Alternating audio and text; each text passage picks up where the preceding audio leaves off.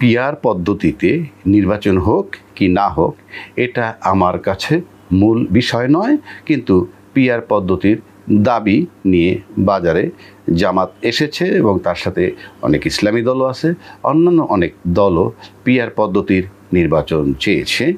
Finally নির্বাচন PR পদ্ধতিতে হয় কি হয় না সেটা আমার জানা নেই, আর সেটা নেই আমার মাথা ব্যথা নেই। কিন্তু দেশবাসী সম্পর্কে বা জনগণ সম্পর্কে বোঝানো হয়েছিল যে বিষয়টা বা চলমান রেখেছে যে পিআর পদ্ধতিতে মার্কায় ভোট দিলে কাকে ভোট দিবে, কে এমপি হবে, এটা নিয়ে বিতর্ক এবং এটা নিয়ে একটা সন্দেহ তৈরি করেছে।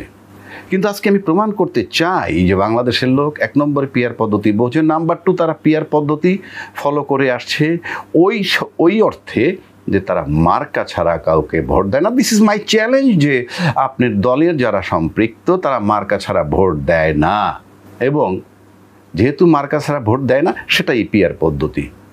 এখন হলো বেশি ভোট পেয়ে অল্প কিছু বেশি ভোট পেয়ে সব সিটগুলো তারা পেয়ে যায়, আর পিআর পদ্ধতি হলো আনুপাতিক আসন পাবে। সেই বিতর্কে যাচ্ছি না, বাট পিআর পদ্ধতিতে যে ভোট দিয়ে আসতেছে সেটা প্রমাণ করে দিচ্ছি। বিশেষ করে দলের সাথে সম্পৃক্ত যে ভোটাররা, যেমন একটা এক্সাম্পল আমি দিচ্ছি, কোনো ব্যক্তি জীবনে 3 বার এমপি হয়েছে, 2 বার মন্ত্রী হয়েছে, কিংবা 5 বার এমপি হয়েছে, মন্ত্রী হয়নি, এরকম যদি আমরা দেখি দলীয় যারা সাংসদ হয়েছেন নিঃসন্দেহে তারা জনপ্রিয়, কোনো সন্দেহ নাই। এখন প্রশ্ন হচ্ছে তিনি তো জনপ্রিয়, কোনো সন্দেহ নাই, কারণ এটা দিয়েই জাজমেন্ট উনি 3 বার 5 বার মন্ত্রী এমপি হয়েছেন, 2 বার মন্ত্রী হয়েছেন।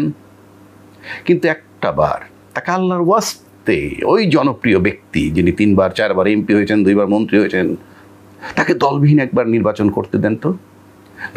তিনি যদি দলবিহীন নির্বাচন করে প্রমাণ করেন যে তাকে ভোট দেয়, নো, তাকে যদি দাঁড়া করানো হয় দলের বাইরে, যদি সে দাঁড়ায় কিংবা দাঁড়া করানো হয় পরীক্ষামূলকভাবে, আর দল যদি নমিনেশন দেয় তার চেয়ে অনেক লেস কোয়ালিফাইড একটা লোকরে, কোনো সন্দেহ নাই সে পাশ করবে এই যে ব্যক্তি দলীয় ব্যানারে দাঁড়িয়েছে। কারণ ওই দলের যারা কর্মী তারা চক্ষু বন্ধ করে দলের মার্কায় ভোট দিবে।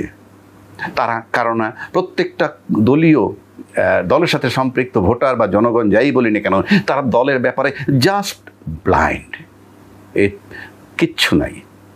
তো জাস্ট ব্লাইন্ড এটা কি বলা হয়, মার্কায় ভোট দেয়। তা না হলে যিনি 3 বার এমপি হয়েছেন বা 5 বার এমপি হয়েছেন, 2 বার মন্ত্রী হয়েছেন, মার্কার পাশে সে যদি স্বতন্ত্র দাঁড়ায় সে 3000 ভোটও পাবে না।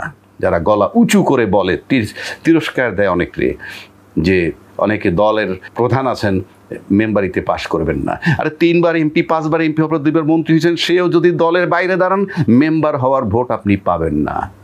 আপনার লোকেরা আপনাকে ভোট দেবে না, কারণ আপনাদের দলের লোকেরা শুধু মার্কাকেই চেনে, আর সেটাই পিআর পদ্ধতি।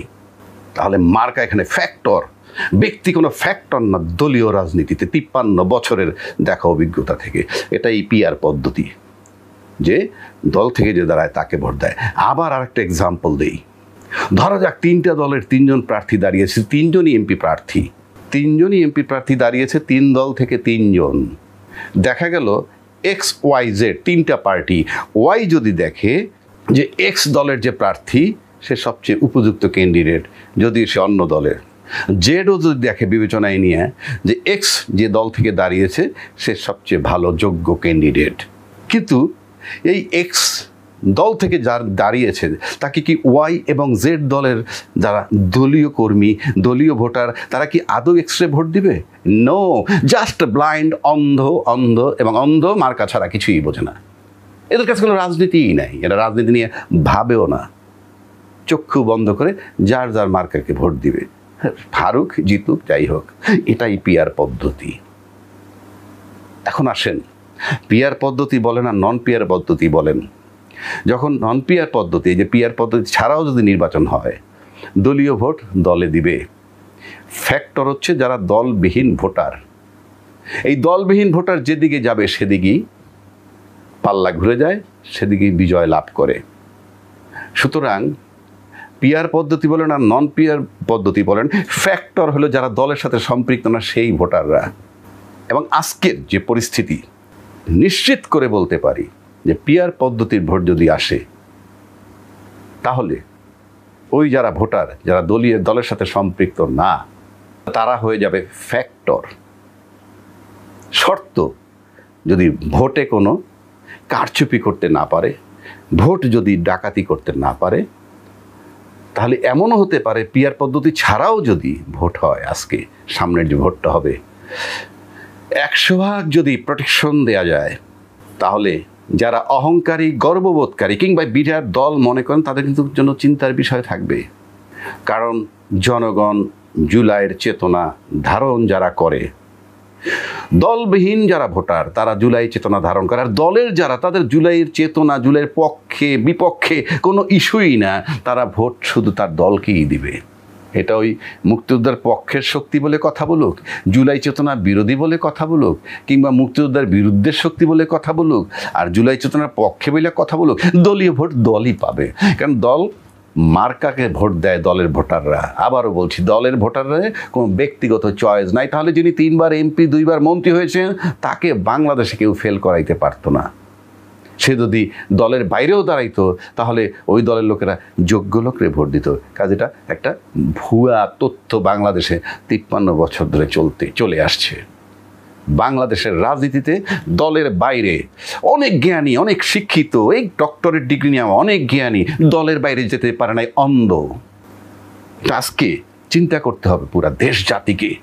আমরা মাঠে ঘাটে যাচ্ছি, মানুষ চিন্তিত, চিন্তা করতেছে কি চিন্তা করবে। সুতরাং পিআর পদ্ধতিতে নির্বাচন না হলেও সামনের নির্বাচন ঝুঁকিপূর্ণ তাদের জন্য যাদের গর্ব অহংকারের অন্ত নাই, দাঁড়ালেই পাশ, এই ধরনের চিন্তা ভাবনা যদি কেউ করে থাকেন। কারণ এবারে নির্বাচনে জাজমেন্ট নেওয়া হবে কি কি। নাম্বার 1, 5ই আগস্টের পর থেকে প্রত্যেকটা দলের যারা এমপি ইলেকশনে দাঁড়াবেন কিংবা দাঁড়ানোর সম্ভাবনা আছে, তাদের আচরণ, ব্যক্তিগত আচরণ, ব্যক্তিগত বিহেভ, মানুষের সাথে সম্পর্ক কেমনটা করে আসছে।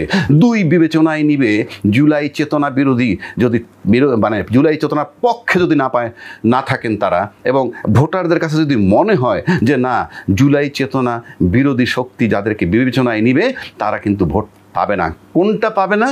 ওই যে দলবিহীন যে ভোটার, তাদের ভোট কিন্তু পাবে না। এবং এরা বর্তমান বাজারে মিনিমাম 30% আছে, মিনিমাম 30% আছে যারা দলবিহীন ভোটার। তাদের অন্তরে দাগ লাগানো, তারা সমস্ত দল, এর আগে পরে দলগুলো যারা পরীক্ষিত তাদেরকে দেখেছে, আর যারা সামনে আসবে তাদেরকে দেখবে। যদি এরকম হয়, তাহলে 2টো ধাপ গেল। আর তৃতীয়টা হবে এই যে যারা এবার নির্বাচনে দাঁড়াবে, তারা বিবেচনায় নিবে যে আওয়ামী লীগ যে শক্তিটা, বা পতিত শক্তি বলতে আমরা যেটা বুঝাই, তাদেরকে তাড়ানো হয়েছে। সব দল দাবি করে আন্দোলনে একত্রিত হয়ে আন্দোলন করেছে, দলমত নির্বিশেষে। সেটা ভোটাররা বিবেচনায় নিবে। ভোটাররা যদি বিবেচনায় নেয় যে কাউকে ভোট দিলে সে আওয়ামী লীগের বিকল্প শক্তি হয়ে দাঁড়াতে পারে, অর্থাৎ আওয়ামী লীগের রিপ্লেসমেন্ট হবে, এমন কোনো যদি কোন রাজনৈতিক দলকে যদি ভোটাররা বিবেচনায় নেয় যে মিস্টার এক্সকে ভোট দিলে, এক্স দলকে ভোট দিলে তারা আওয়ামী লীগের অল্টারনেটিভ হয়ে যেতে পারে, অর্থাৎ আওয়ামী লীগের জায়গাটায় তারা যেতে পারে, অর্থাৎ আওয়ামী লীগ এর বিকল্প, আওয়ামী লীগ থাকলে যেমনটা হতো তেমনটা না হোক, তার কাছাকাছিও যদি বিবেচনায় নেয়, তাহলে তাদের কিন্তু চিন্তার ব্যাপার আছে। সুতরাং ভোটাররা ভোটের সময় 3টে জিনিস বিবেচনায় নেবে। নাম্বার 1, জুলাই চেতনার পক্ষে যারা। নাম্বার 2, 5ই আগস্টের পর থেকে আচরণ, বিহেভ, মানুষের সাথে সম্পৃক্ততা। এবং নাম্বার 3, যে এমন কাউকে দলবিহীন ভোটাররা ভোট দিবে না যারা আওয়ামী লীগের কাছাকাছি বলে, বা আওয়ামী লীগকে সমর্থন করে মানসিকভাবে, বা আওয়ামী লীগকে লালন করে এমনভাবে, এই ধরনের দলকে ভোট দিবে না বলে আমার ধারণা। কাজেই পিআর পদ্ধতি থাক কি না থাক, সামনের নির্বাচন নিয়ে অনেক